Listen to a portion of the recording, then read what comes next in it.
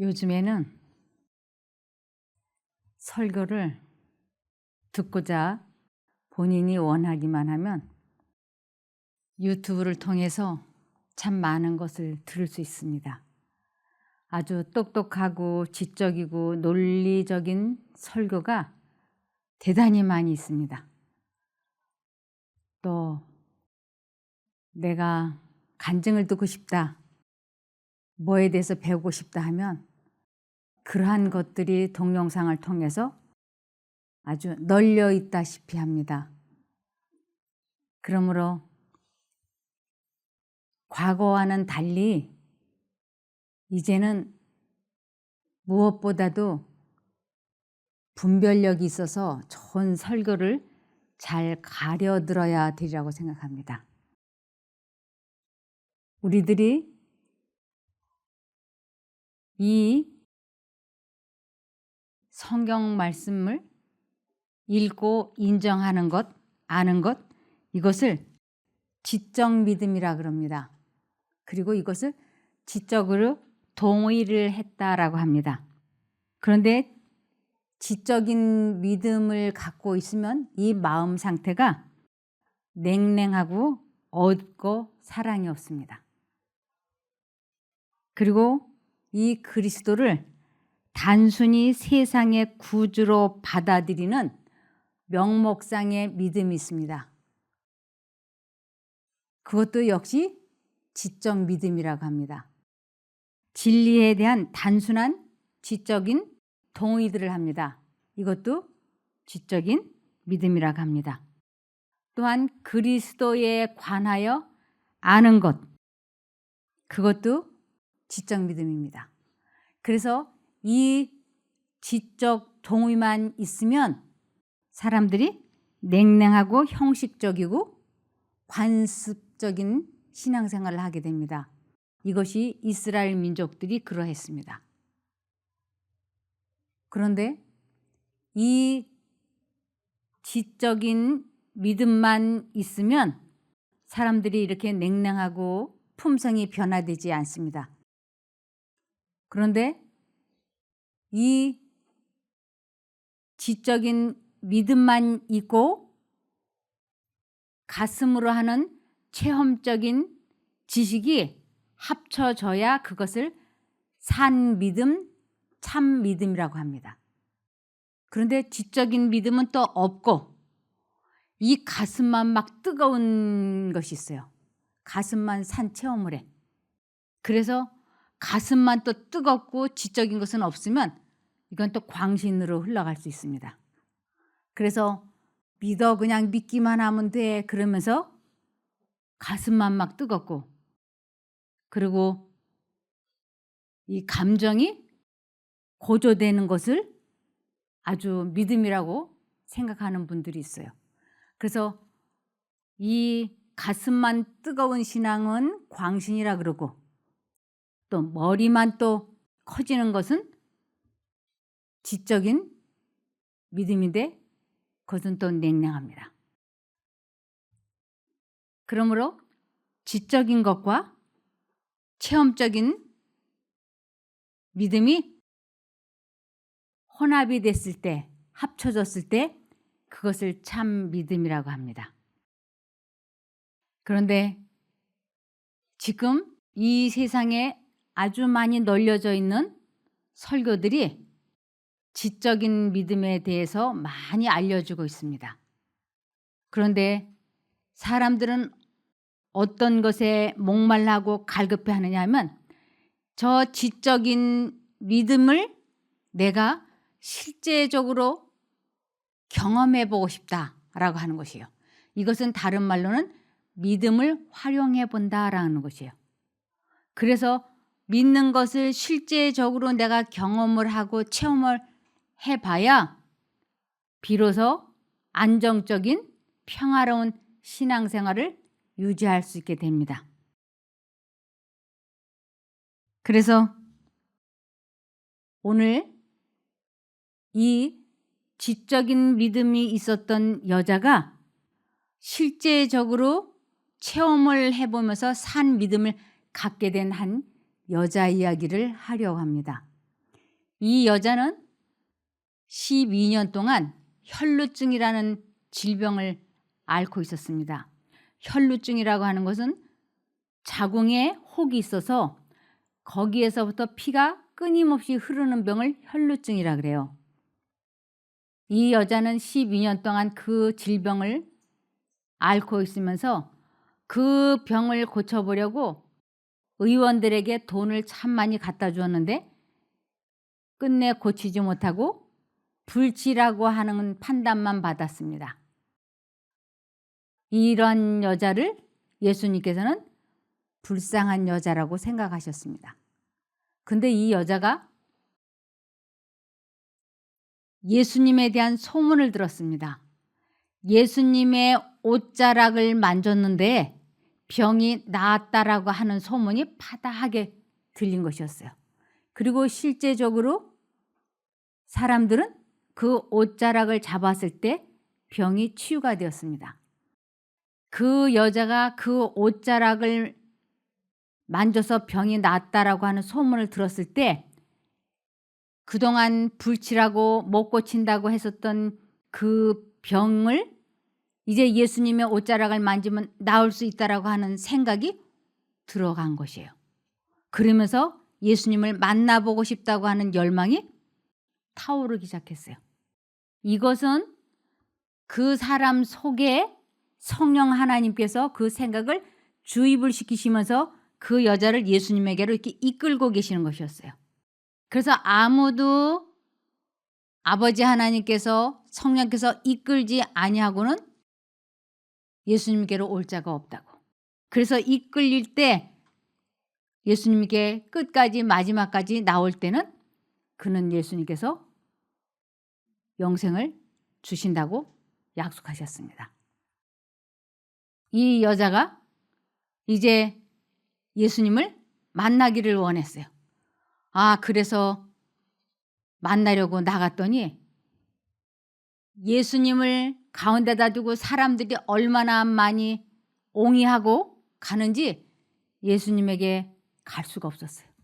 가려고 하면 사람들로 인해서 인산인해를 이루었기 때문에 예수님에게 갈 수 없었어요. 그래서 몇 번이고 좌절하고 낙담하고 그러면서 가긴 가야 되겠는데 어떡하지? 그럴 때 사단은 집으로 돌아가자. 너무 사람이 많아. 기회는 또 있을 거야. 다음에 와. 이런 생각을 사단은 그 여자의 마음속에 계속 주입을 시키는 것이에요. 포기하라. 포기하라. 그런데 성령 하나님께서는 아니야. 저분의 옷자락을 만지면 나을 수 있어. 저 사람에게, 저 예수에게 가야 돼. 가야 돼. 이 두 생각이 계속 마음에 주입되고 있었습니다. 그런데 이 여자의 이러한 마음과 생각을 예수님께서는 아셨어요. 그리고는 인산인해로 이 여자와 예수님 거리는 멀었는데 예수님은 그 여자의 마음속에 계속 포기하지 말고 저 예수님의 옷자락을 만져보자 하는 생각을 계속 성령께서 주입시키고 계시고 예수님은 그 여자를 도와주시기 위하여 우정 그쪽으로 발걸음을 이렇게 몰고 가시는 것이었어요. 그 여자 쪽으로. 그 여자의 마음속에 사단은 너무 사람이 많아. 그냥 돌아가. 설마 뭐 낫겠어? 그 옷자락에 손댄다고 뭐 낫겠어? 이렇게. 그러나 두 생각이 그 마음에 있는데 예수님은 그 여자의 그 생각을 하시고 계속 그 여자 가까이 다가가셨어요. 그 여자가 가까이 이렇게 가니까 이 여자에게 아주 절호의 기회가 온 거예요.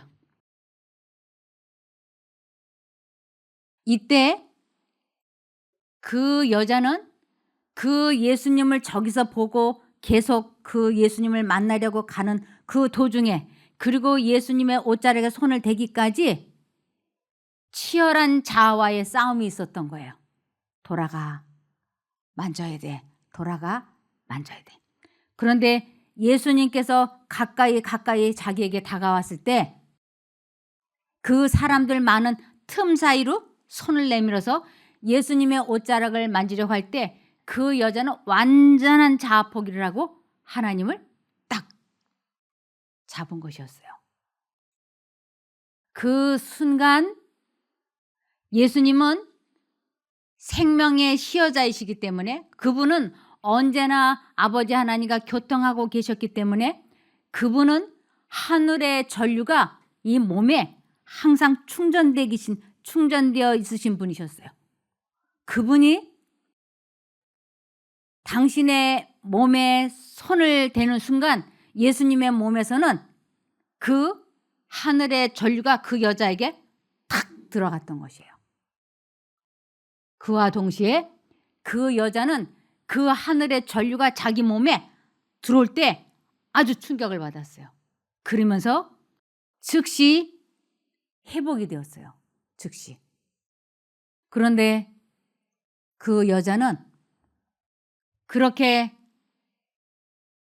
치열한 자신과의 싸움을 해서 예수님의 옷자락을 잡았다고 하는 것은 자기의 믿음을 활용한 것이에요. 자아 포기하는 것을 믿음을 활용한다라고 하는 것이에요.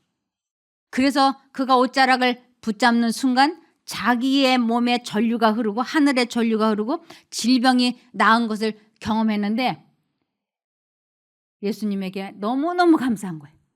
12년 동안 고치지 못했던 그 질병이 한순간에 고침을 받으니까 더할 수 없이 감사한 거예요. 이것을 감사하다고 말씀드리고 싶었는데 주변에 여건이 사람이 많았어요. 그러자 이 여자도 예수님에게 아무 말하지 않고 쓱 돌렸어요, 몸을.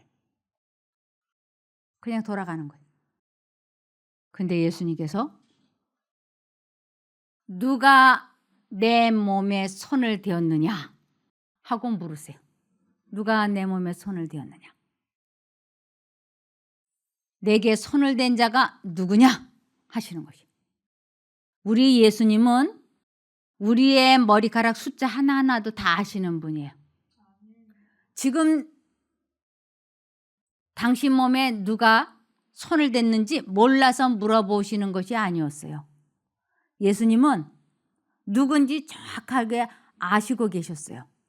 그러면 왜 내게 손을 댄 자가 누구냐고 왜 물어보셨는가?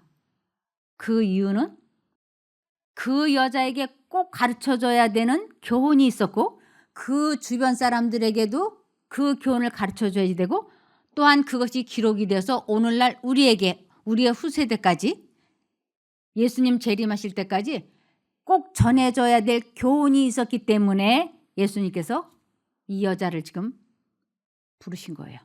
내게 손을 댄 자가 누구냐? 이 여자는 피해갈 수 없다고 하는 것을 알았어요. 그래서 눈물을 머금고 엎드려서 자기의 사정을 다 고했어요. 예수님께서는 하나님께서 우리의 영적인 지도를 하셨거나 죄에서 해방시켜 주셨거나 질병을 고쳐주셨거나 우리의 감정 조절을 하게 도와주셨거나 병에서 회복이 된 이러한 이야기들을 은밀하게 입 다물고 있으면 안 된다고 하는 것을 가르치기 위하여 여자를 불러 세운 것입니다. 그 여자가 해야 할 일은 하나님께서 나에게 행하신 이 놀라운 일을 선포해야 되는 것입니다. 그리고 그 많은 사람들이 예수님의 옷자락만 스쳤겠어요? 예수님의 몸도 스쳤을 것이고 예수님의 손도 스쳤을 것이고 그런데 그들에게는 예수님의 하늘의 전류가 전혀 흘러가지 않았어요. 믿음을 활용한 그 여자에게만 하늘의 능력이 들어갔던 것이에요. 그래서 그 자리에 있던 사람들이 이것을 깨닫게 하시려고 그리고 그 여자는 이 자기가 완전한 자아포기 집에 그냥 돌아가 사람이 너무 많아. 옷자락 만진다고 뭐 낫겠어? 그거 소문이야. 낫기는 몰라. 이러한 사단의 속삭임. 아니야. 예수님의 옷자락이라도 만지면 낫겠다고 하는 성령의 음성이 계속 마음에 들렸을 때 이 여자가 최종적으로 사단이 주는 생각을 포기하기로 하고 결심을 하고 예수님을 선택해서 그 예수님을 만졌을 때 그 일촉에 단 한 번의 만짐은 그 여자가 일평생에 단 한 번 체험해보는 첫 경험이었어요. 그러면서 예수님은 그것을 그 여자가 지속적으로 하기를 원하셨던 것이에요. 이 세상에 수많은 사람들이 하나님과 한 번의 만짐은 많이들 있었어요. 한두 번의 만짐은. 그러나 그것을 유지시키는 것, 계속 지켜나가는 것은 실패한다고 하는 것입니다. 그래서 예수님께서는 그 여자를 내게 손댄 자가 누구냐 하고 불러 세우시고 그 여자가 하나님의 은혜를 고백하게 하시고 그 주변 사람들에게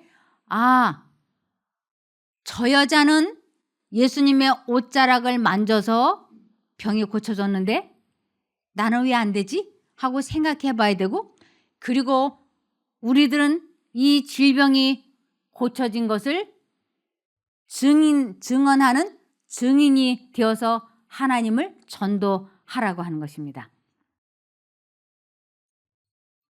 그냥 이 여자를 돌려보내면 아무 말씀을 하지 않고 그냥 돌려보내면 내가 예수님의 옷자락을 만졌는데 병이 나았어 라고 돌아가서 말을 하면 미신같이 되는 거예요. 미신같이. 그런데 예수님은 그렇게 되지 않게 하시려고 이 옷자락을 만져서 옷자락이 너를 고쳐준 것이 아니고 너와 내가 마음이 통해서 하늘의 능력이 너를 고쳐준 것이라고 하는 것을 그 여자에게 분명하게 깨우쳐 주시고 그것을 다른 사람들에게 전하게 하시려고 하나님을 전도하게 하기 위하여 그 여자에게 내게 손댄 자가 누구냐 하고 불러 세웠던 것입니다. 이제 이 부분을 좀 보시겠습니다. 예수께서는 12년 동안 질병 때문에 괴로운 생애를 살아온 불쌍한 여인을 군중 가운데서 만나셨다. 그 여자는 모든 재산을 의사의 치료비와 약값으로 다 썼으나 불치라는 선고를 받았을 뿐이었다. 이것이 누가복음 8장 43절에 나오는 대목입니다. 이에 12해를 혈루증으로 앓는 중에 아무에게도 고침을 받지 못하던 여자가 예수님의 옷자락만 만져도 병이 낫는다는 소문을 이 여자에게 듣게 하신 분은 성령이셨어요. 요한복음 6장 44절에 나를 보내신 아버지께서 이끌지 아니하면 아무라도 내게 올 수 없으니 오는 그를 내가 마지막 날에 다시 살리리라. 이 여자는 이 소문을 듣자 소망이 다시 살아났어요. 그리스도께서 병자를 고치신 사실들을 알게 되자 그 여자의 소망은 다시 살아났다. 그는 예수께 갈 수만 있다면 고침을 받으리라고 확신하였다. 그 여자는 허약하고 괴로운 중에도 예수께서 가르치시는 해변에 나와서 군중을 뚫고 들어가려고 노력하였으나 수포로 돌아갔다. 그 여자는 다시 레위 마태의 집에서 예수를 따랐으나 여전히 예수께 가까이 나갈 수 없었다. 그는 그분의 겉옷을 만짐으로 치료를 받았다는 소식을 들었었다. 그래서 그는 고침을 받을 기회를 놓칠까 염려하면서 내가 그의 옷에만 손을 대어도 온전하게 될 수 있으리라고 혼잣말을 하면서 앞으로 밀고 나아갔다. 그런데 사람이 너무 많으니까 포기하고 돌아갈까 말까 망설이는 거예요. 그리스도께서는 그 여자의 모든 생각을 아시고 그가 서 있는 곳으로 발길을 옮기셨다. 그분께서는 그 여자의 큰 필요를 깨달으셨으며 그가 믿음을 행사하도록 그를 도와주고 계셨다. 예수님께서는 그녀가 믿음을 행사하도록 그 마음속에 계속 저 옷자락에 손을 대면 나을 수 있을 거야, 나을 수 있을 거야 하는 생각을 주입을 시키면서 한편으로는 그 여자 가까이 다가가셨던 것입니다. 그리고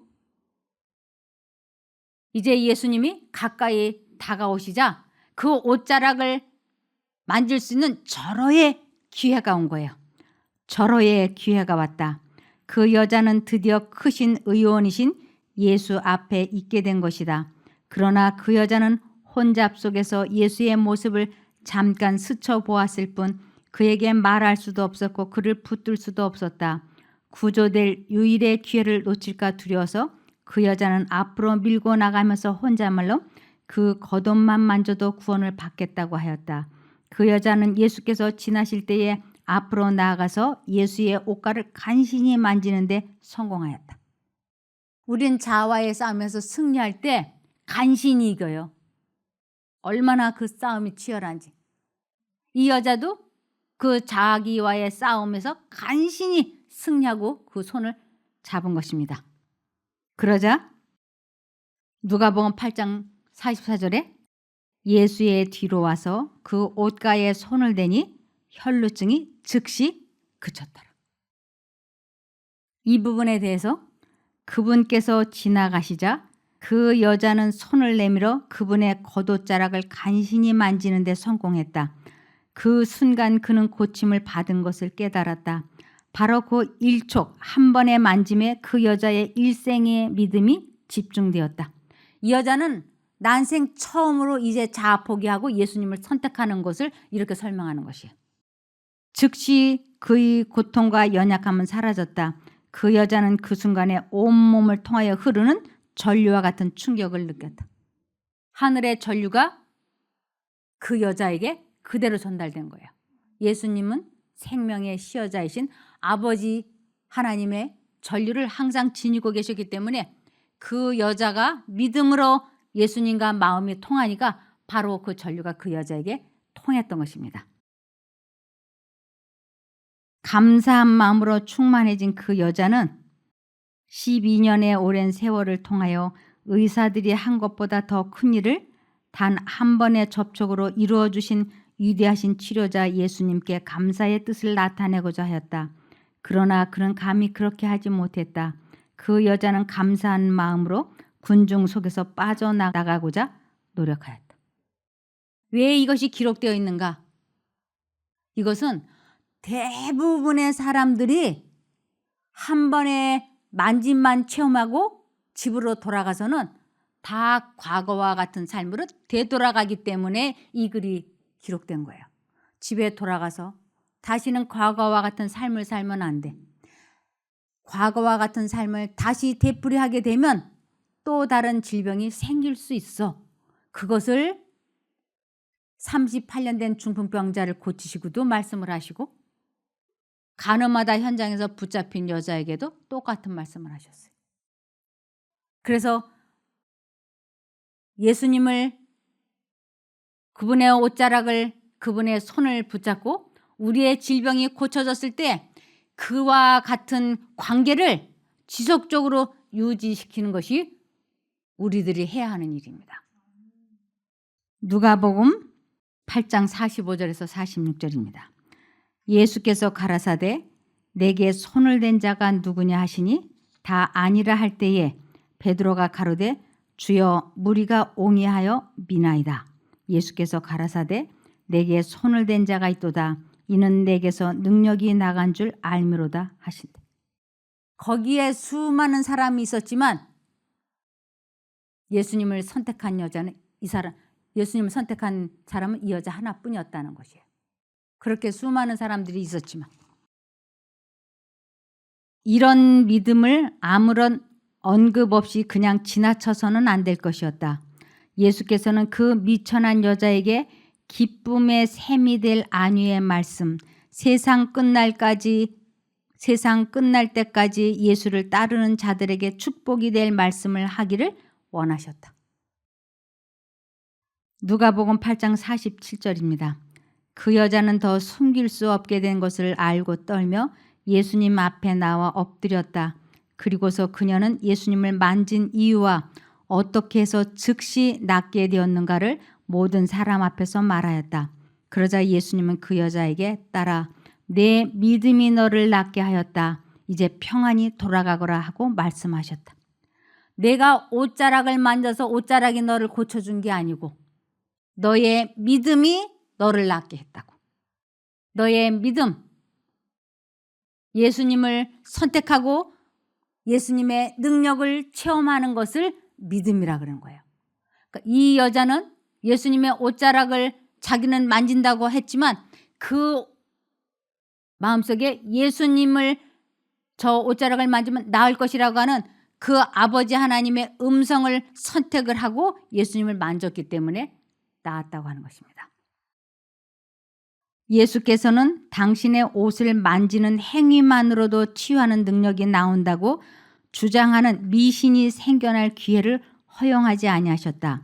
병이 완쾌된 것은 예수와의 외적인 접촉으로 말미암은 것이 아니요 예수의 거룩하신 능력을 붙잡은 믿음으로 말미암은 것이었다. 예수님을 선택한 그 믿음. 그래서 주변에 수많은 사람들이 예수님을 만졌지만 그들에게는 이 전류가 흘러나가지 않았어요. 이 여자에게만 그 전류가 흘러나갔고 그것을 예수님께서는 내게 손댄 자가 누구냐고 말씀을 하셨던 것입니다. 그래서 손을 내밀어 이것은 예수님을 선택하는 것을 의미합니다. 그리스도의 주위에 가까이 밀려다니며 경탄하던 군중은 생명의 능력에 접근해 있음을 깨닫지 못하였다. 그러나 고통당하는 그 여인은 고침을 받으리라고 믿고 손을 내밀어 예수를 만졌을 때에 치유의 능력을 체험하였다. 영적 사물에 있어서도 그와 같다. 신앙에 관하여 경박하게 말하거나 줄인 심령과 산 믿음 없이 기도하는 것은 아무런 소용이 없다. 산 믿음이 뭔가? 자아 포기를 한 것. 나는 죽고 내 안에 그리스도가 사신 것을 산 믿음이라 그래요. 여인을 고치신 후에 예수께서는 그 여인이 받은 바 축복을 고백하기를 원하셨다. 복음이 가져다 주는 선물은 몰래 보존하거나 은밀히 즐겨서는 안 된다. 그와 같이 주께서는 우리에게 하나님의 인자하심을 고백하라고 요구하신다. 너희는 나의 증인이요 나는 하나님이니라 여호와의 말이니라. 그래서 하나님께서 나에게 해주신 것을 사람들에게 전하는 것을 전도라고 하는 것입니다. 시편 66편 16절에 하나님을 두려워하는 모든 사람들이여 와서 잘 들으십시오.